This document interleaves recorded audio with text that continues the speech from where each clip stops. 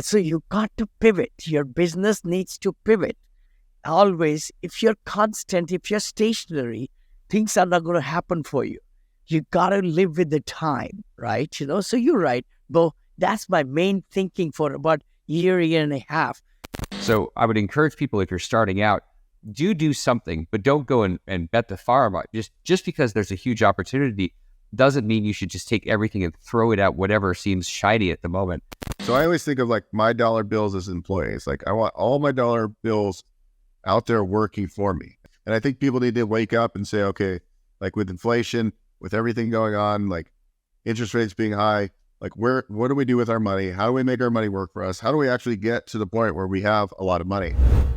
Well, good morning, and good morning. We have a great nugget today in the month of January. As you know, we are doing the Crush 2024. Please, if you have somebody shared with you this clip, go ahead and register yourself also on crush2024.com. And we are dropping these great nuggets for you each day of January. Great friend here with us, Damion Lupo, very well-known personality in USA, in the EQRP, the founder, the CEO. He's written many books, just a wonderful friend and partner, and I've also done business with him. The key thing we want to drop today is that he's been exploding. He's been growing like crazy in the last 3 years after COVID. And, it's been just mind-boggling. Damion, welcome today, and share with us. We always don't get trophies in life, and we always are not that successful, but we have to grind it each and every day. So please share your thoughts. That's good to see you, Vinney. It's funny when you say trophies, what I think about is all the Band-Aids and all the bloody noses, and it's the resiliency, it's the willingness to keep going and stay focused. What I see is a lot of people chasing a lot of different things. They chase something for 15 minutes. It doesn't work. It doesn't produce all the seeds. They don't get the trophy. And so they jump to the next thing, or they're doing 15 things at once. They're chasing every possible type of syndication under the sun, whatever the thing is. And what I've noticed over the last few years, because when the last time I think I saw you was probably before COVID. And since then, it's gone from a few people, 3 people, to over 20 people full-time, as a team. And it was really this willingness. And what I would suggest for people in 2024, this is the time for you. If you're not already on the other end of a 5 or 6 or 10-year period where you've been doing something, it's time to go plant seeds and then just be crazy obsessed. Our friend Grant Cardone will say, be obsessed or be average. There's this obsession, and you have to be willing to be obsessed with a thing and to be willing to say no to basically everything else. And what that means is you're not going to have a balanced life. You're going to have a harmony with seasons. So this may be the season. If you don't already have all the success, all the happiness, all the things in your life, I know that there's a time when you just have to put your head down and grind. And it is not sexy. It is not fun. It hurts. There's a lot of blood. There's a lot of mud. And that's how anybody, all of us that have anything, like when I lost my $20 million and was homeless and had to start over, I had to go grind. And it took over a decade of grinding to get to the point where I'm not bankrupt anymore. I have more money than I can spend in 1,000 years. And it was because of this grind. And that's the difference between having a life by design and having the life that you want, and always wishing that you had that life. You have to be willing to pay the price. And that's the difference. This is so great. I mean, people look at successful people and they always think it's overnight success. Oh yeah. Where I am today, it's 16 years of grinding, to get to that $1 billion portfolio, and now 1.23. But the big thing, it all starts, when I came to this country with everybody. So the grinding part, I totally agree with you. Being consistent, being every day showing up, to do the best you can. Yeah. Oh, brother. $29 went bankrupt. That was the start of your career, or maybe your mid-career. That was the mid-career. That was back in 2008 when I had a Ferrari. I thought I was Will Smith. Like I was like, I saw the movie and I was like, oh, I'll get the purple suit. Then I'll really be Will Smith. And so I had all this stuff and I had millions of dollars. And then I went from 20 to -5 in 12 months. And most people would say, screw this. I'm never going out there again. I'm going to suck my thumb in the corner and hide. And I did that for a little while. And then I said, you know what, I'm gonna get back to work. And we talked about having a superpower, and the question I asked myself was, what am I actually really good at? What do I care about? And what I care about is I have to focus on something that's deeply meaningful to me. So like that's what I ended up doing. I had to go and it was teaching, it was serving people, and you have to find a way to serve people. And if you serve people, magic can happen, but you've got to do it, and you got to do it for more than 5 minutes. Good point. Were you in real estate during the downturn? Is that where you lost all your money, in real estate market or finance? Yeah, in real estate. So I went out there and I my ego drove the ship right off a cliff. And it was because I went out there and I was trying to do everything under the sun. I had 7 different projects in 7 different states. And so I was literally in a place where I was doing too many things and I wasn't focused. And you have to be focused. This is amazing. This is amazing. People watching us or listening to us, I know a lot of people can relate to what you're saying, Damion. We go after the shining object, like you said, right? We do a few things. We say, no, we didn't get the results. Let me find this one. Or social media is the big culprit. I'm telling you. I mean, people go and post, I did this, that. Then people start questioning, am I in the right place? Am I, going with the Joneses? Do I need to follow this guy or this business?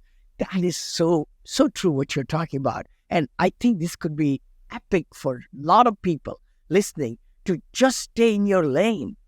Just find the passion and stay there and do everything possible. And anything anybody wants to do in life, somebody's done it. Somebody's done it. Find that person, emulate that person, go and find how they have become where they are. No, go ahead. Yeah. I think that's one of the big hacks. It's really finding somebody that's already done it and modeling it. What I've seen over the years, and I did the same thing when I was 20. I said, "Oh, yeah, you've done it your way, but I have a better way." And instead of saying, "Okay, I don't know, and I'm going to just model," do it somebody else's way that's already done it, and then go create your own way. Too many people think that they should just do it their own way in the beginning instead of. It's like in years ago, decades ago, centuries ago, people used to have mentors, like where they would be an apprentice and they would go learn something because they were there, and their whole focus was becoming knowledgeable by doing the thing with somebody that was a master. And now everybody goes, oh, I can go to YouTube and in 15 minutes, I'm a coach, I'm a master, I am the mentor. It's absolutely crazy. And people wonder why they're spinning their wheels and never really making any traction. And I think you also, I mean, this Crush It 2024 is kind of like a reality check for people where it's like, hey, there's no magic bullet, really. Like everybody's telling you, like, everybody that usually gets success, unless they're lucky, you don't see all the work and grind they put in. But I think at some point you have to be able to, like, the grind actually becomes passion, and you enjoy the grind now, right? Like you enjoy creating content and getting the name out of your brand or whatever you sell, or if you're a capital raiser or whatever. And I think, like, if you can be focused on that and understand, like, the grind is like the journey, and probably once you achieve the great success, you're not going to be happy anymore anyways, because now, like, the grind should be the journey that, like, you can talk to people about, you can tell your story. And I think if you can embrace that and make it part of you, that's really where it becomes. Because sometimes I'm like, I just turned 46. I'm like, man, I have not hit the success I wanted to. I'm like, and I'm frustrated, right? I'm like, but then something clicks in and I go, okay, well, maybe because you're not embracing the grind enough, right? Like you're not swinging for the fences. You're scared. You're not like laying the foundation every day. And the people that can stick with something and not get shiny object syndrome, like, oh, I want to buy multifamily because Vinney's making all this money in multifamily. And now multifamily is going to a stress time. Now, well, I'm going to do something else because it's not easy anymore. I think it's okay to shift focus in certain ways, but I mean, I think all in all, like, the journey's got to be, you got to be one direction only and not think you're going to make money.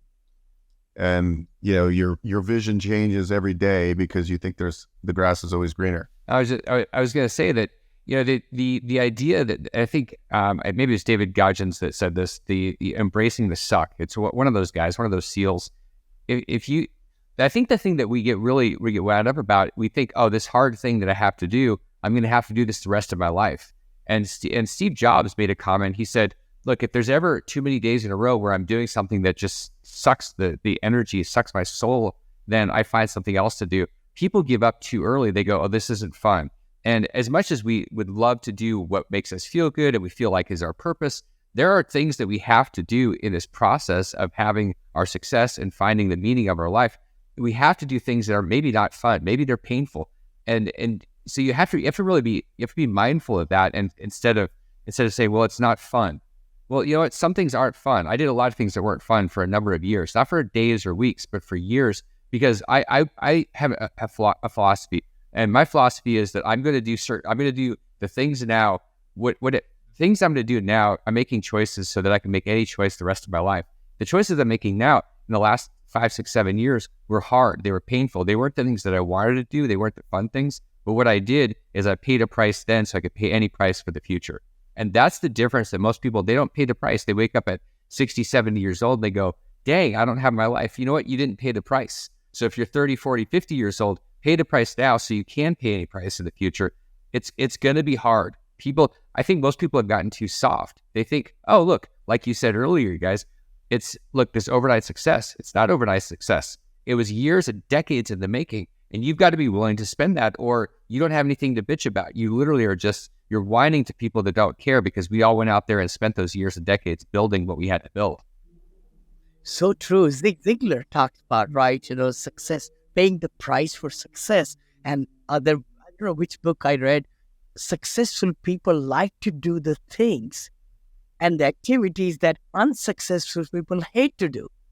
See, I mean, unsuccessful people hate a lot of things, but successful people love those things. They make part of their routine, their habits, and tell their psyche, we got to do this, which is what we are talking about today. Grinding and making sure things get uncomfortable. In 2024, everybody should be in uncomfortable zone, not in the comfort zone, because things won't happen.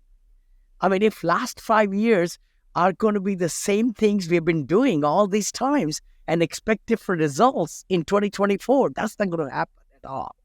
I'm so glad, you're saying that. I mean, I've been a very positive person, but I need to be realistic, all right? A lot of time, positivity brings a lot of faith, a lot of things. Hey, things will work out and this and that. The biggest thing is, what's the product? What am I selling? And I've got coaching, I've got this, I've got mentorship on one side, not my big money maker.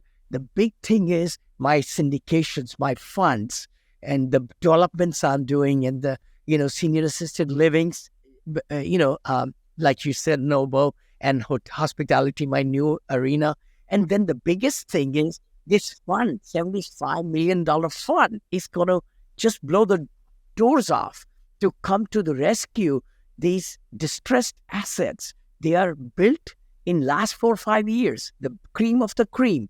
They are great operators, They bought it a little bit wrong, and then the economic conditions happen to be wrong now, with the insurance costs higher and the interest rates, even though we'll see 3 cuts, hopefully, in 2024, going downward. But interest rates is not going to be at 2.79 or 2.69, which I got locked in some of my properties. So we got to adjust ourselves at 5% or 5.5%.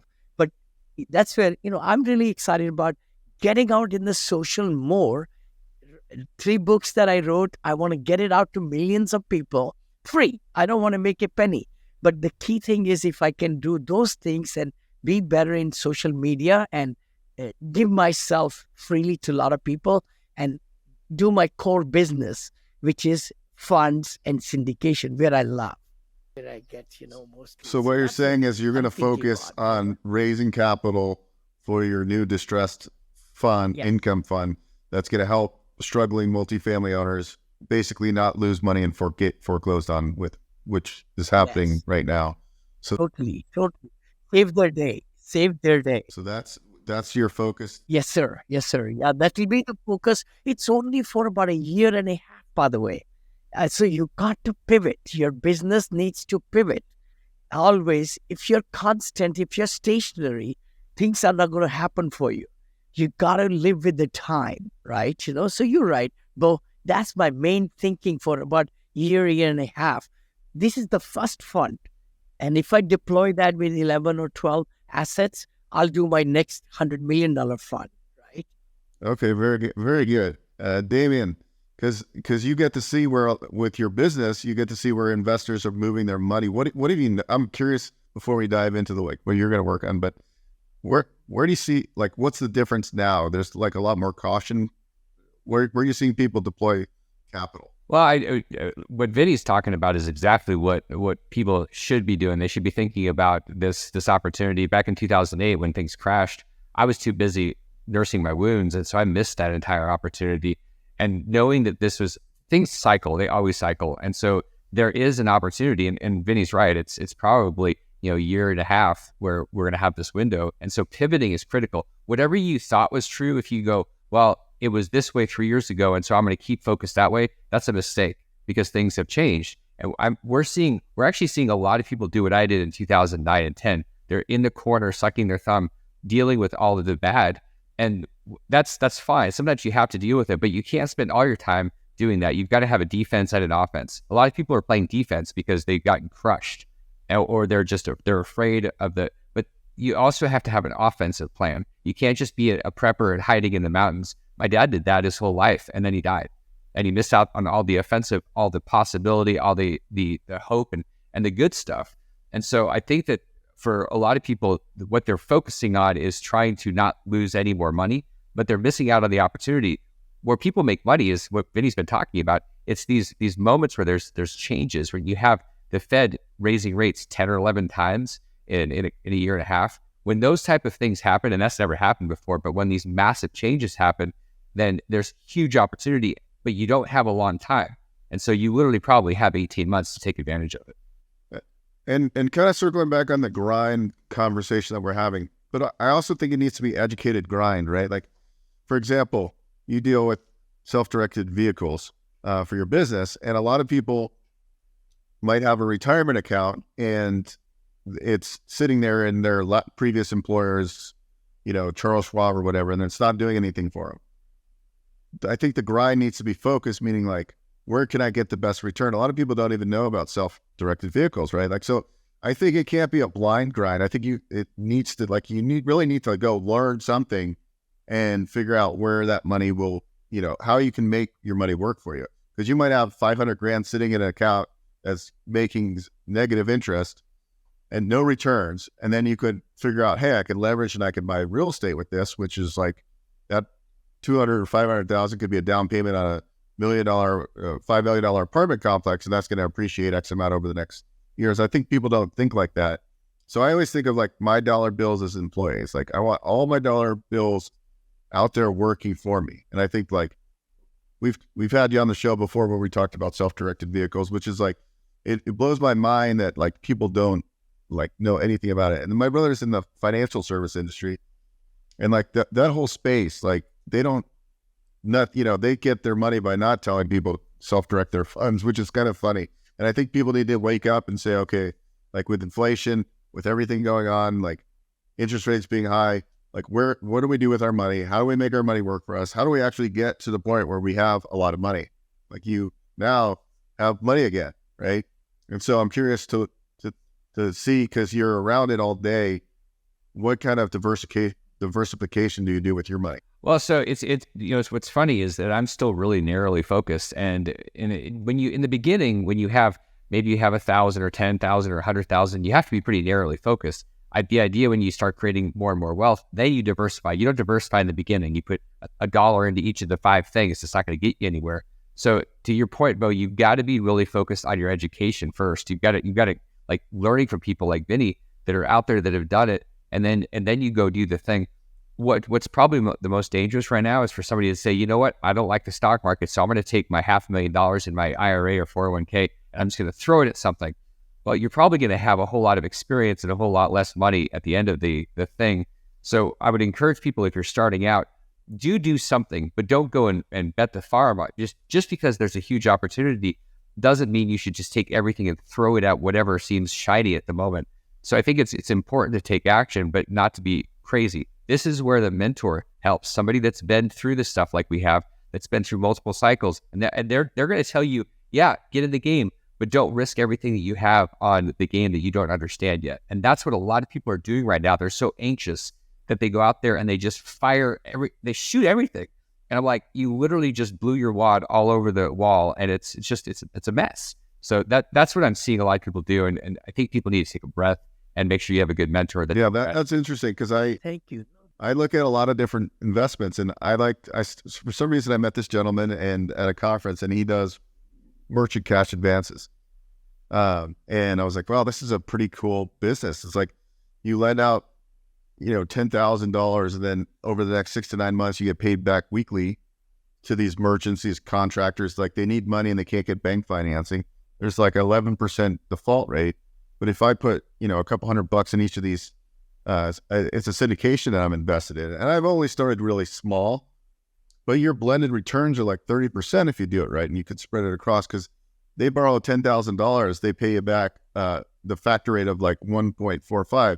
So in like a 9-month, so you're getting like huge returns. But also I know there's a default rate. I wouldn't go and put my life savings in these, but I would put $10,000 or $20,000 spread across, because I feel like I'm learning it as I go. And I think that's a good diversification, because all my other stuff is real estate, and like real estate's great, but like also I want my money working for me. So that's a fun learning process. So I think like that's one thing you can do. Actually, you can do it within your retirement account too, which I was picking up. That would be a great thing to do, because it could be tax-free or tax-deferred.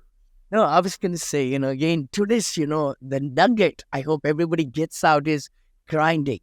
You got to be staying the course to be successful.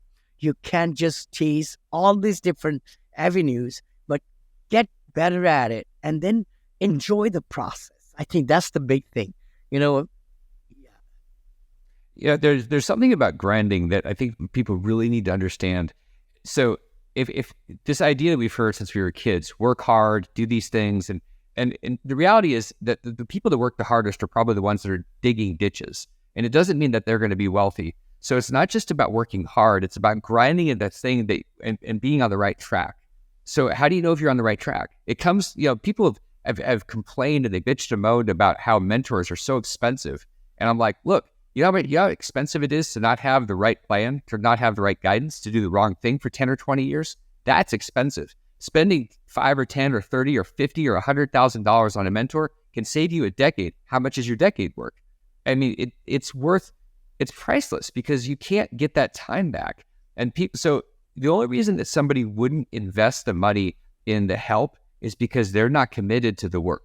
They're not committed to the grind. When somebody says, well, it's really expensive, I go, you're not ready to do it. And they go, what do you mean? And I say, you're not willing to do the work. So you're just thinking, if I pay this money, this person's going to do it for me. Well, the reality is you have to do the work, and part of you knows you have to do the work. And so you don't actually want to do the work. But if you're ready to do the work, go find that person and then grind the crap out. Where's the best place to send somebody to learn more about what people should they go to EQRP? Let's see here. EQRP.com is one place, right? Yeah. Yeah, the best place so we've basically taken everything we're doing. So like I have a manufacturing plant in Arizona called FrameTech. It comes online this coming year. Really big, exciting things for 24. All of the stuff I'm doing is now under turnkeyretirement.com. So it's people come to us and they go, well, I want to be able to retire someday, but I don't, like, what am I supposed to learn? What tools am I supposed to use?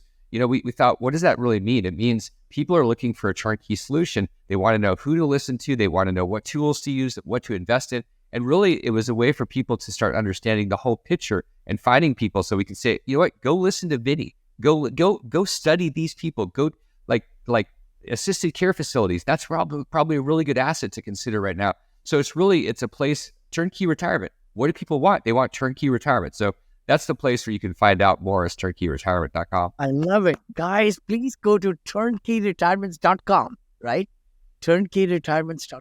I love it. No wonder it's in Arizona. So you moved to Arizona, Sedona. Amazing. Yeah. And I think we should get together. Beau is in Las Vegas now. Of course, I'm in the Bay Area. I've actually never been to so Sedona, and it's not that far from here. So. Oh, I It's not that pure. You guys should we should all come together and hang out here. It's one of the most beautiful places in the world. I have always loved it. Yeah, I've been there twice, I think. Yeah. So guys, you heard it here. You can go to crush2024.com. You can watch all the archives. We're releasing one video per day, all of January, with a live stream happening January 1st. And anyways, you're going to get nuggets all day, and I hope it motivates everybody. I know it motivates me. It's kind of a selfish thing to do this because I'm like, I get all these cool people that get me all motivated. And today was a little bit, didn't know we were going to talk about the grind. And but the grind is real. We all grind. I mean, even Vinney doesn't need to grind anymore, and he still grinds. He grinds harder than most people that should be grinding. It's kind of funny.